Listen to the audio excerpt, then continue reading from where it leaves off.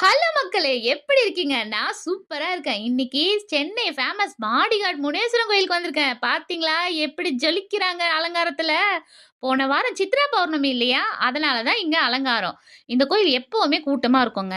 செவ்வாய்க்கிழமை, வெள்ளிக்கிழமை, ஞாயிற்றுக்கிழமை இந்த டைம்ல ரொம்ப கூட்டம் ஜாஸ்தியா இருக்கும். மத்த நாளெல்லாம் ஓரளவுக்கு கூட்டம் இருக்கும். ஆனாலும் ரொம்ப ஃபேமஸான கோயிலுங்க. யார் புது வண்டி வாங்குனாலும் இங்க தான் பூஜை போடுவாங்க.